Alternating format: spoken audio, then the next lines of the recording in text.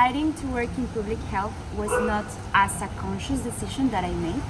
It's more linked to the way in which I have always thought and acted. I am a person who is really into understanding different ways of doing things that are really closed or framed. So for me, design was just an opening gate for me to be joining a lot of different professionals and a lot of different skills to be able to tackle social complex problems, and public health being one of those.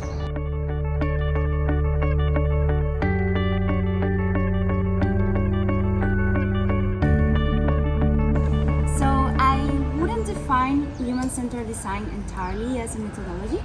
For me, and if I had a way to describe it, it's more like a space for encounters in which people are just meeting each other into a more horizontal and empathetic way.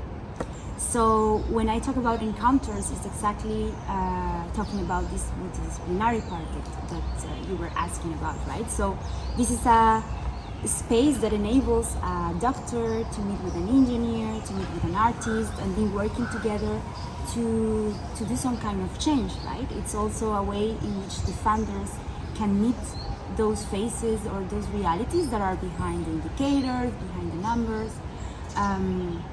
Basically, human-centered design is just allowing a human encounter in which people, more than trying to do things, will be just thinking about empathizing, understanding each other, connecting as human beings, and basically for me that's the value that it brings beyond, of course, the methodology that comes with it.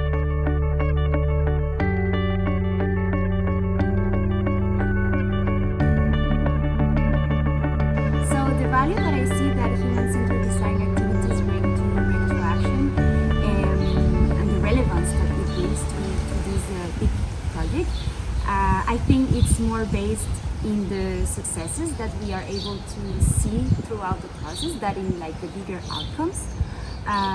Because around the process, this is where people are interacting and having ideas together and listening to each other. So a project that I recall working with Breakthrough Action that really changed a perspective was when I was working for this project of community health workers that are volunteers. They are called breakers in the Democratic Republic of Congo. And throughout this process, we were testing ways to motivate them. And we were working with representatives of the government, and they have a really constrained idea over what motivation could mean for them. But when we started to bring them to the table, we actually saw how just governmental officials being able to talk directly to these community volunteers actually helped increase their perspective and the recognition and value the work that they were having. So this mind shift that happened during the process is something that will eventually come in a long-term outcome, but already during the process, seeing these kind of interactions and like little mind shifts is something that I think it's really attached to the relevance of what breakthrough action is.